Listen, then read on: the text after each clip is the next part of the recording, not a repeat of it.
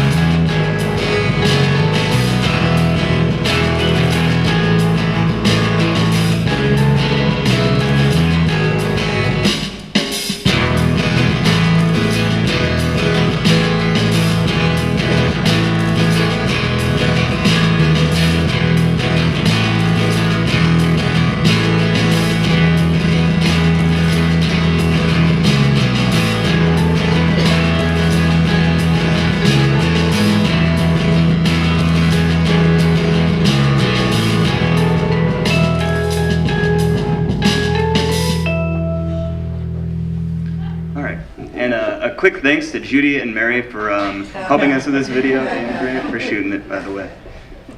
So landscaping services are an $80 billion industry in the United States. So it might not come to a surprise to you that 81% of all Americans believe that their yard adds a significant value to the look of their home. But if that's the case, why does it seem that so often we see crappy yards everywhere? We see people that plant the wrong plants in the wrong spaces, or people that just don't understand the spacing requirements of their plants. Or my favorite, the lazy method. Just throw a bunch of gravel out in the yard because you think you're going to kill all your plants anyway. The top two planting mistakes that people make are: one, they don't understand the needs of their plants, and two, they don't understand what the size of the plant is going to be when it's mature, when they go out and buy the plant. So it's not that these people are dumb or trying to piss off their neighbors, usually. The underlying problem is actually that it's really difficult to visualize how different plants are going to grow, especially when you're considering the contents of your site. People usually try to remedy this by using things like drawings, models, or plant tags from a nursery. And these methods can be effective, but they fail to give a realistic representation of what will be in the future and how all these plants are going to operate together. Take this home, for instance. What started out as maybe just a simple dinner table conversation, "Oh honey, go out and plant some plants," turned into bam! Overgrown landscape, intense maintenance problems, and very unhappy people. And this is a very common problem in the United States, and people spend thousands of dollars to try to remedy it. But the funny part is, none of this even had to happen. This could have all been avoided if they started with Prelimb. As you saw in the video, Prelimb allows you to visualize your gardening ideas before you've even bought the first plant, and allows you to grow them from installation to 2, 5, or 10 years in the future. How nice our communities would look if everybody knew to plant the right plants in the right places, right? And all the black thumbs out there could save a lot of time, money, and maybe even muster up enough confidence to go out and talk to their neighbors for once. Good job, black thumb. So that's been the core of our business here at Prelimb. We want to be able to empower people to know before they grow. And that although we've made a lot of significant changes here in the HotHouse Accelerator Program, that's remained our drive at our core. I'd like to quickly go over where we started in the program and where we are now, and then some projections we have for the future. We started with an application that I created for my senior project where I wanted to allow landscape architects to better communicate with their clients. And this way, the clients could actually understand what the growth rates of different plants are, and they could understand some of the climatic limitations of those plants. But after talking to a lot of experts and people in the field, we learned that that was a smaller market than we anticipated, only accounting for about 10% of the landscaping services industry. The other 90% were do-it-yourself installations and projects. So we kept asking ourselves, is there a way that we can tap into that bigger market? So we figured, well, let's go see. So we got out of the office, talked to a lot of people, this time more do-it-yourself gardeners and suburban homeowners. And we got a lot of positive feedback. We started realizing that these people even had a more pressing need for a solution like ours, because unlike the professionals, they didn't have a background in planting design. So this was a huge shift for our business. We had to redo our minimum viable product and start developing for this new target market. Some of the main differences they wanted to see were they wanted a very simple way to drag and drop the plants on the iPad itself. And beforehand, we were using a more complicated method. They wanted to be able to share their concepts and design ideas with friends and family on social media platforms. They also wanted to see more plant information in the app itself and a cleaner, easier to use user interface. So we started reforming our minimum viable product and started shaving it down. So it started to look something like this, which you saw in the video, where we included a lot more room for plant information, just simplified the user interface and made it really easy to drag around the plants. But we were missing out on a key player in this whole entire game, and that's retail nurseries. By making the ultimate do-it-yourself landscaping program, we were in the prime position to direct people into where they choose they buy their landscaping products. So we anticipate that we can approach these retail businesses once we have a big enough user base and be able to show them how people can buy their products through our application so they can increase sales and attract new customers. That brings us to where we are now, and I'd like to talk about what we're doing currently and what we project to be doing in the future. So now we had a restructured business model and we had a working application. We realized that all of this was useless if we don't get it into people's hands as quickly as we can for feedback. So that's just what we did. We're currently in our first beta test and we have it out to 12 people that we'll be tracking and observing over the next 3 weeks to be able to get some feedback from them and do some in-app analytics.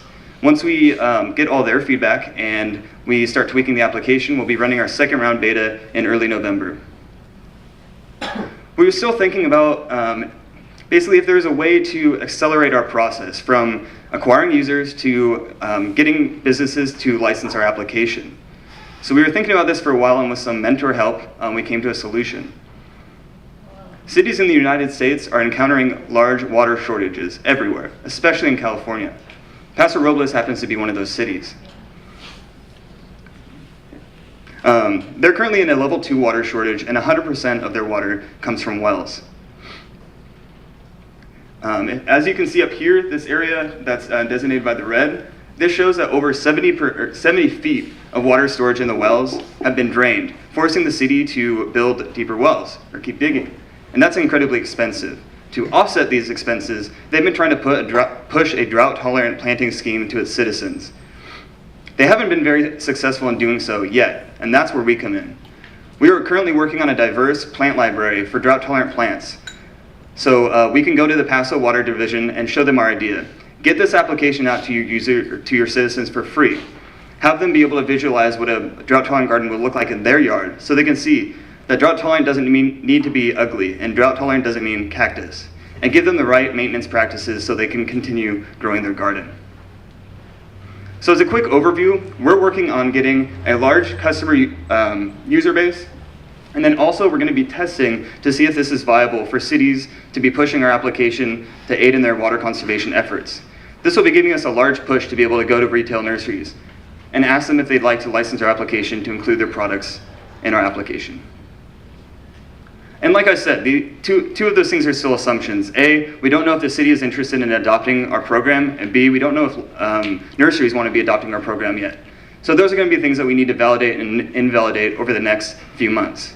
And we can best do that by having realistic financial projections and be able to test out these possible revenue streams. What we do know is that we're going to have our application in the App Store by February of 2014. And then following that, in May of 2014, we project to have about 2,000 users and 8 to 10,000 users by winter. This whole entire time, we'll be constantly refining and adding new plants to the system, so we can actually scale it on a larger regional scale. So we'd like to quickly go through a walkthrough of the application for about a minute and a half or so. So we're going to get the application all set up. So what Garrett's going to be doing is he's going to set it up with a projector, and then he'll be looking for a flat object that is on the ground. If you were in your garden, you could use anything like a stone or a brick or a magazine that you laid down. And right now we're using a flyer, which you'll see in a second.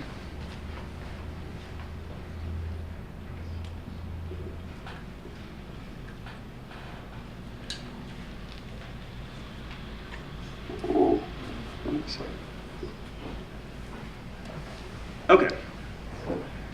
There you guys are. So he's going to quickly go up to the object, and he's going to press the target button at the top right of the application. And that's going to make it so it's analyzing the area. And once it has the area analyzed and the virtual garden is created, you can then drag out your plants from our plant library. So he's going to go through, you could choose trees, shrubs, perennials, annuals, or grasses, whatever you like. He's going to go through and just pick some random plants to put out here. Once he has them placed where he'd like them to be, he can close the plant tab and drag the time slider on the right side and see how they're going to grow in real time. And he can move around if he needs to, or go to a different perspective, whatever. If he wants to know more information about a specific plant, he can just tap it, and a plant information tab will come up that shows him more about that plant. If he's satisfied with his design, he can then just press the camera icon on the bottom right of the application, and it'll just take a screenshot, which he can then share or save to the camera roll. Once he's done with all that, he now has his garden that he likes. He can click the button at the top right to just reset the whole scene, maybe try out some new plants there, or go out to the nursery and buy the plants. That's just a quick demo of our application. We are Prelimb, and thank you for listening.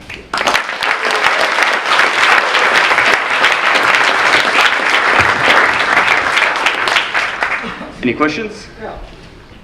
Yeah. You crank in microclimate data. Like I live in lush Los Osos as opposed to this arid desert out here in San Luis Obispo. Sure, yeah, that's going to be a part of our next installment of our application, and that's something that we were working on in the beginning and wasn't part of our current MVP. That'll be next, including sunset garden zones and soil map surveys. Anyone else? Oh. Yeah. Will it work for vegetables? Are you going to do vegetables and food and all that besides just ornamental? Yes, our next is, I'm sorry. She asked if there are going to be vegetables in our program so you can grow edibles.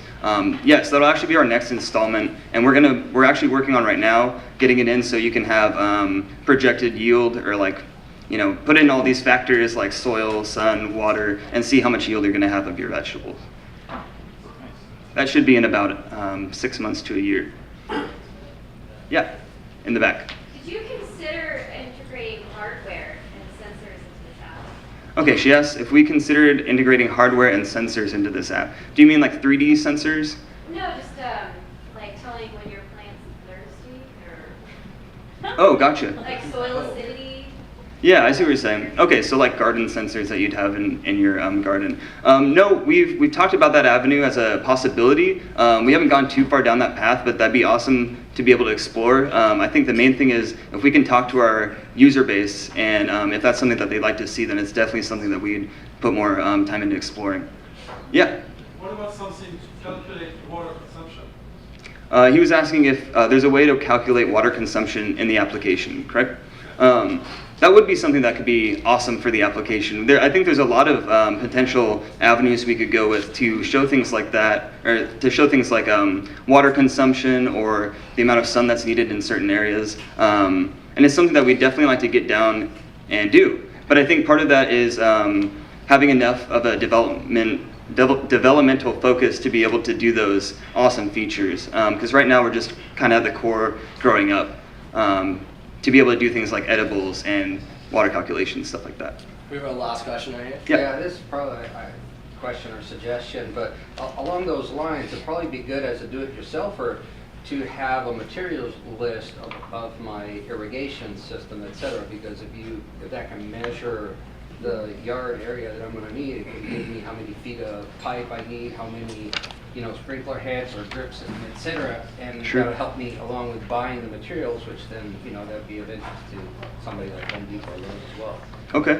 Yeah, he was mentioning if the application, if you could put in some more of your drip irrigation information or your irrigation information in general, that could be more attractive to places like Home Depot and stuff. And that's definitely true. If we could integrate it with their hardware, I think that they'll bite. All right, thank you very much.